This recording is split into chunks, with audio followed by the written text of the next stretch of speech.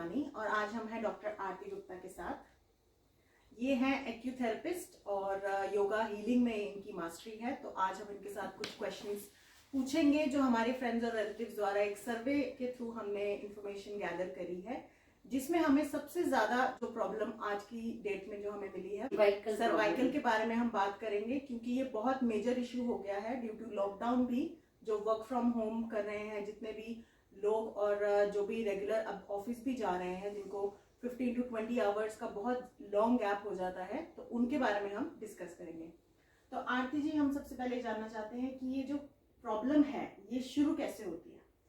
ये प्रॉब्लम अगर देखा जाए तो लाइफ स्टाइल से ज़्यादा होती है कि जो हमारे आजकल वर्किंग वूमेन हो गई है, मोबाइल का इतना ज़माना आ गया है और टीवी देखते हैं तो बहुत देर देर तक देखते हैं।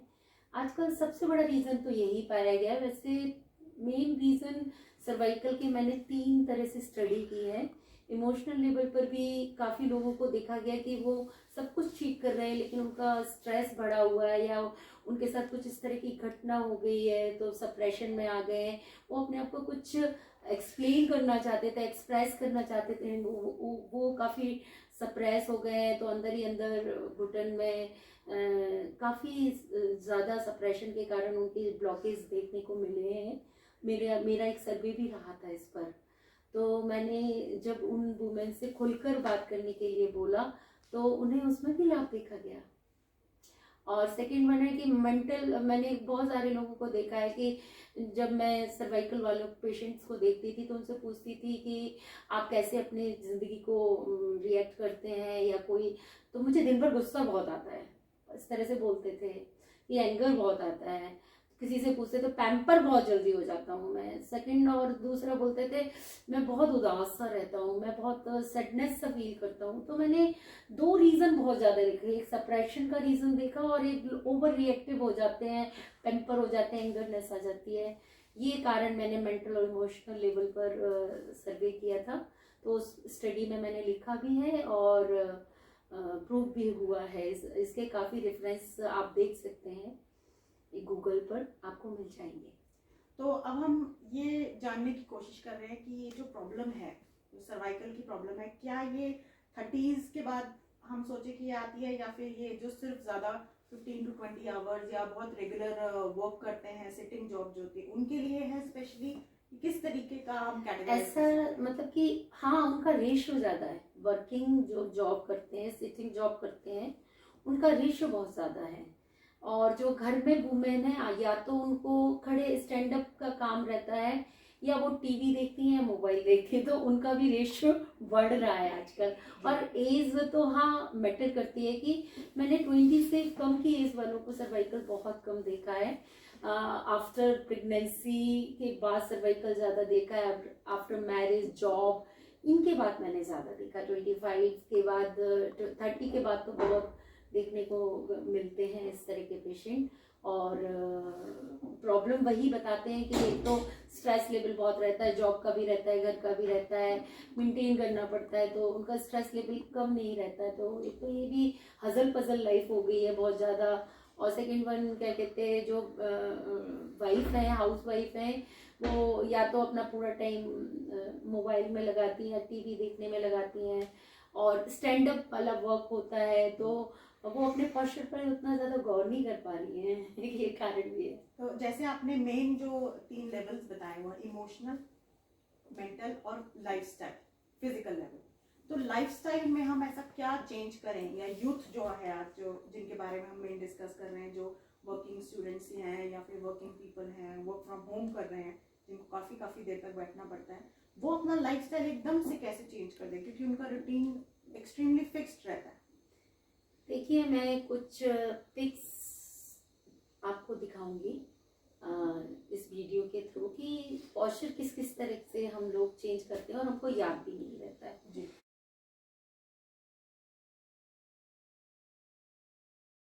देखिए, मैं आपके में भी 1-2 पोस्चर बताती हूँ। आप थोड़ा सा इस तरह से हुई, कोई सामान पकड़ते हुए, ये आपने लिया तो आप थोड़ा सा इस तरह से, इस तरह से, तो ये हमारी गर्दन कैसी हो गई, ट्विस्ट हो गई है।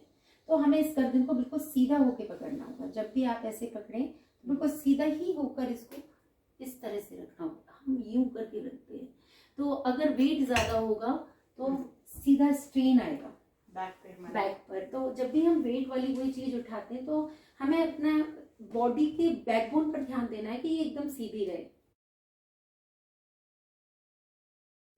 तो सर्वाइकल के साथ साथ हमारी बैक प्रॉब्लम भी बढ़ जाती है इस कारण से। तो एक तो ये है, दूसरा जो तकिया लगाते हैं ये बहुत बड़ा रीजन आ रहा है कि मोटे मोटे से तकिए लगाते हैं और रात में सोते समय काफी स्ट्रेस ले लेते हैं, मॉर्निंग टाइम का प्लानिंग करने लगते हैं, रिलैक्स होके नहीं सोते हैं। तो मैं तो उनके लिए सजेशन देना चाहूंगी कि आप नोटबुक में लिख लीजिए, जिससे कि आपका स्ट्रेस लेवल कम नोटबुक में हो जाए। और दूसरा, रिलैक्स होके सोइए, योग निद्रा में सोइए। तो आप एक बॉडी पॉस्चर बिल्कुल सीधा, थोड़ा सा टेढ़ा भी सोते हैं तो ये चीज थोड़ी सी सीधी रहना चाहिए। और रिलैक्स होंगे तो बॉडी पर कहीं स्ट्रेन नहीं है, इट मीन्स है कि your posture is good.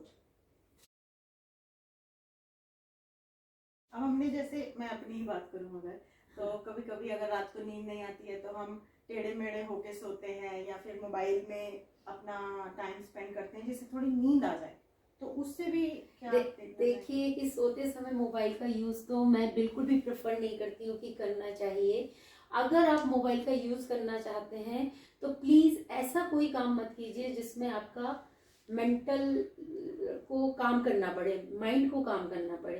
Relax वाले म्यूजिक सुन सकते हैं आप, मोटिवेशनल स्पीच सुन सकते हैं, तो आप रिलैक्स होते जाएंगे। जैसे जैसे आपकी बॉडी रिलैक्स होगी आपका स्ट्रेन कम होगा और धीरे धीरे आप सभी प्रॉब्लम से कट होते जाएंगे और आपको नींद बहुत अच्छी आएगी, रिलैक्सेबल। मॉर्निंग में आप फ्रेश उठेंगे। तो ये तो हमने, जैसे आपने हमारे 3 लेवल्स की जो बात करी है, फिजिकल, मेंटल और इमोशनल लेवल हो गया, या फिर मेंटल लेवल और इमोशनल हो गया। तो अब आप ये बताइए कि जैसे हाउसवाइफ्स की जैसे हमने बात करी है कि उनको बहुत ज़्यादा टाइम किचन में या वर्किंग में, या दोनों, जब वो वर्किंग भी होती हैं और घर का भी, हाउस होल्ड भी संभालना होता है, तो उनके लिए थोड़ा डिफिकल्ट हो जाती हैं ये चीज़ें, क्योंकि ऑलरेडी ओवर बर्डनड और ओवर स्ट्रेस्ड होती हैं वो। तो वो अपने लाइफस्टाइल में क्या चेंजेस, ऐसे थोड़ा बहुत जो उनको लगे कि उससे उनको बेनिफिट मिल रहा है। कोशिश करें कि अपना प्लान किसी नोटबुक में बना के रखें कि क्या रिड्यूस कर सकते हैं और क्या बहुत इम्पोर्टेंट। प्रायोरिटी बहुत ज़रूरी है कि जॉब करना प्रायोरिटी में आ सकता है, आपका जो ईटिंग बनाते हैं, खाना कुकिंग करते हैं, वो प्रायोरिटी में आता है। तो आप एक सिस्टमेटिक तरीके से उससे प्लान कीजिए तो आपकी हजल पजल लाइफ में एक सिस्टमेटिक आ जाएगा। और दूसरा, आप थोड़ा थोड़ा सा अपने लिए भी वक्त निकालिए। जब आप जॉब पर जाते हो, वर्किंग वुमेन हैं या वर्किंग बॉयज भी होते हैं, यूथ वाले, तो उन सबसे मेरा एक आग्रह है कि आप 30 मिनट्स का टाइमर लगाइए और अपने को फिर से अलर्ट कीजिए कि मैं एक ही पोस्चर में तो नहीं था, मैं बहुत देर से एक ही चीज को, स्ट्रेस को बार बार माइंड में रिमाइंड तो नहीं कर रहा था। इसके बाद आप कोशिश कीजिए कि अपनी गर्दन को साइड, दाएं बाएं, ऊपर नीचे और रोटेट करते जाएं। तो मतलब इस तरह की कुछ एक्टिविटीज है, कभी हाथ ऊपर कर लिया, तो इस तरह से वो करते रहेंगे तो उनकी बॉडी का जो स्ट्रेन अगर 8 घंटे तक रहेगा तो 100% वो जरूर किसी न किसी डिजीज में, सर्वाइकल में 100% चेंज होने के चांसेस हैं। लेकिन मैं ना, अगर यही टाइमर मुझे बार बार वो दिलाएगा, ये बहुत अच्छी टिप्स है कि हर हाफ आवर्स बाद अपने को स्टॉप कहना है और अपनी बॉडी जिस फ्रिक्वेंसी में जा रही है, जिस ट्रैक पे जा रही है, उससे थोड़ी देर के लिए रोकना है और थोड़ा सा अपने ऊपर 2 से 4 मिनट दिमाग लगाना है, फिर कंटिन्यू करना है उसी। जी, क्योंकि 3 से 4 घंटे तो हम फोन पे भी लग जाते हैं, टीवी भी देख लेते हैं, तो उसमें भी टाइमर लगाइए आप लोग।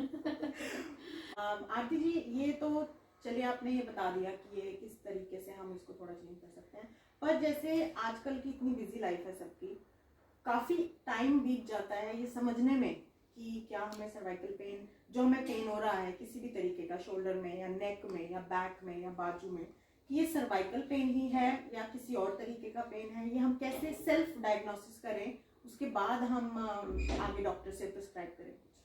देखिए, इसमें सिर दर्द के चांसेस भी होते हैं, चक्कर आना, या फिर आप हाथ को ऊपर नहीं उठा पा रहे हैं तो फ्रोजन हो गया है, ये भी पता करना होती है। हमारी 6 मेरिडियंस होती हैं जो गर्दन से निकलती हैं, और सर्वाइकल के 7 बोन होते हैं, C1 से लेकर C7 तक। तो उन बोन्स के बीच में कुछ गैप होता है, हल्का सा गैप होता है। वो थोड़े बहुत इसलिए हम मूवमेंट कर पाते हैं क्योंकि उनमें गैप होता है।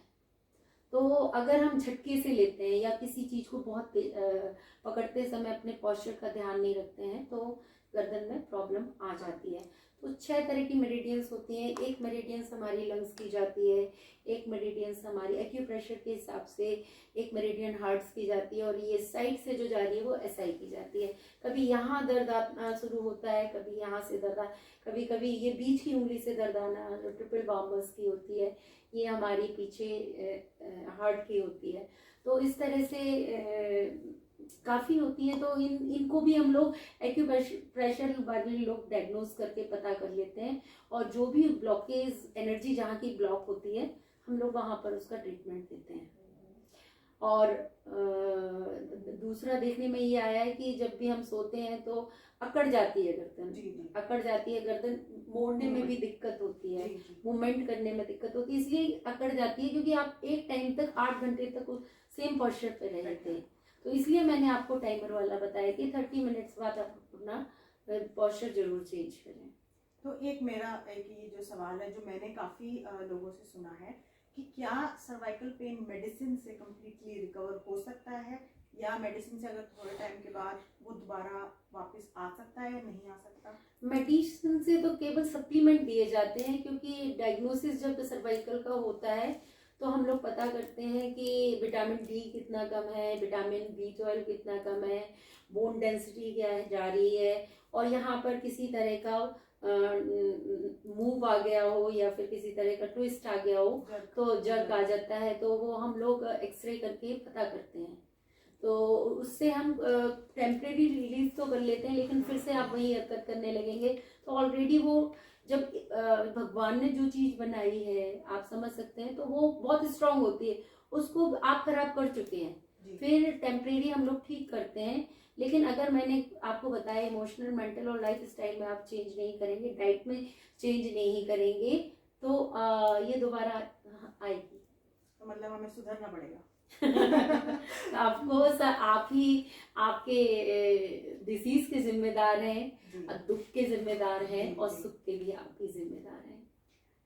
तो ये तो हमने बात कर दी डायग्नोसिस की। थोड़ा सा हम आपसे डाइट के बारे में भी पूछेंगे कि क्या इंक्लूड या एक्सक्लूड करना चाहिए जिससे हमें थोड़ा बेनिफिट हो रहा है। आपने बहुत ही अच्छा क्वेश्चन पूछा, मैं इसी क्वेश्चन का इंतजार कर रही थी कि डाइट एक बहुत अच्छा साधन है सर्वाइकल को कम करने के लिए, क्योंकि इसमें vitamin D, B12, calcium, magnesium, protein, muscles जो हमारे आसपास बनते हैं, और सभी मैग्नीशियम है, सभी चीज़ों का एक अपना बैलेंस होना बहुत ज़रूरी है। हम खाना खाते हैं तो प्रोटीन ही प्रोटीन लेने लगते हैं कभी कभी, तो एक बैलेंस डाइट होनी बहुत ज़रूरी है। और जब हमें पता चल जाए कि हमारी बोन डेंसिटी कम हो गई है, कैल्शियम कम हो गया है, या विटामिन डी की कमी आ गई, ये सर्वाइकल की प्रॉब्लम बोन प्रॉब्लम से भी रिलेटेड हो सकती है। और दूसरा हो सकता है कि आपकी जो नर्व्स है उनमें ब्लॉकेज आ गया है, तो ब्लड का फ्लो कम हो जाता है, तो स्ट्रेंथ बढ़ाने के लिए B12 बहुत ज़रूरी होता है, तो B12 की कमी से भी होता है। ओमेगा 3 भी मोबिलिटी के लिए बहुत ज़रूरी होता है, तो ओमेगा 3 हम कम खाते हैं, और हमें पता चलता है ओमेगा 6 को ज़्यादा प्रेफर करते हैं, ओमेगा 9 को, और जो ट्रांस फैट है उसको ज़्यादा यूज़ करने लगते हैं, तब भी उसका बैलेंस बिगड़ जाता है, तब भी हमें स्पाइन से रिलेटेड जितनी भी प्रॉब्लम है वो आ जाती है। तो इसमें आप किस तरीके से कैटेगराइज करेंगे मैग्नीशियम, कैल्शियम और जो भी आपने बताया ओमेगा 3 और विटामिन के लिए? तो मैं इसके लिए आपको चार्ट मेंशन कर देती हूँ, तो सभी लोग उसे देख लें, और मैं थोड़ा थोड़ा सा सभी के बारे में बताती हूँ।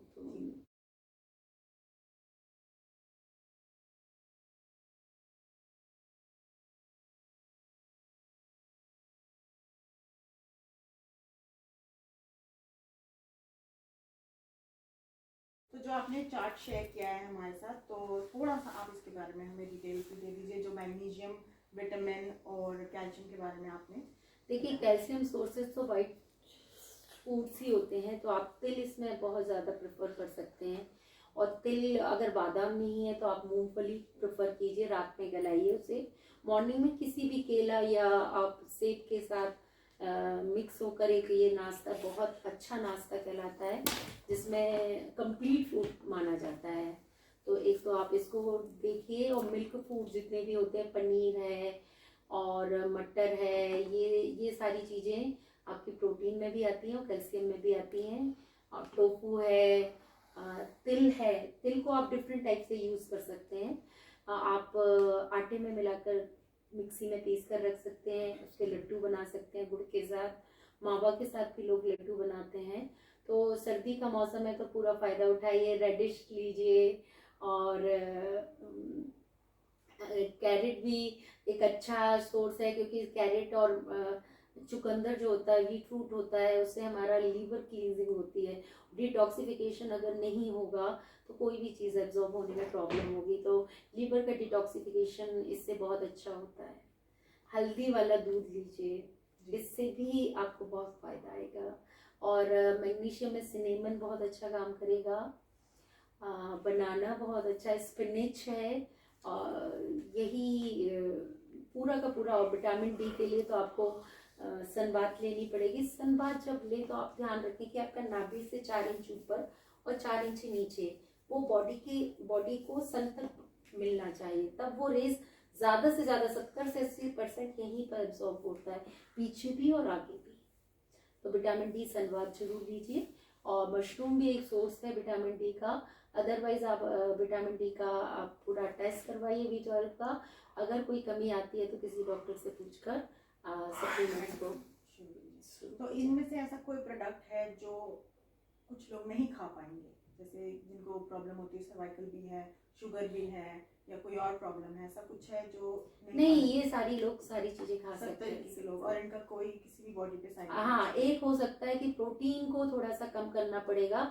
अगर किडनी से रिलेटेड प्रॉब्लम है, यूरिक एसिड से रिलेटेड प्रॉब्लम है, तो प्रोटीन कम खाना होता है। स्टोन है तो आपको जिसमें बीजे ज्यादा होते हैं उसे कम खाना होता है। तो ये तो फिर बहुत बड़ा टॉपिक हो जाएगा, लेकिन है ना, प्रोटीन के लिए थोड़ा सा रिस्ट्रिक्ट कर देते हैं। कभी कभी यूरिन प्रॉब्लम होने के कारण प्रोटीन को कम खिलाया जाता है। और प्रोटीन उन्हीं को ज़्यादा खाना चाहिए जो वर्कआउट ज़्यादा करें, और वर्कआउट ज़रूर करना चाहिए, इसके बिना आपकी बॉडी फिर से वहीं आ जाएगी जहाँ पहले शुरू किया था। Thank you so much. Thank you so much Aarti ji को हम बिल्कुल थैंक यू करना चाहेंगे। और हम आपसे पूछना चाहेंगे कि कोई हमारा क्वेश्चन कवर नहीं हुआ हो, जो आपके मन में कोई सवाल हो जो आप पूछना चाहते हैं, तो आप कमेंट सेक्शंस में हमसे पूछ सकते हैं, हम उसका बिल्कुल रिप्लाई करेंगे। और आगे हम इसके बारे में थोड़ी क्रियाएं अगले वीडियो में शेयर करेंगे, तो please stay tuned. Thank you.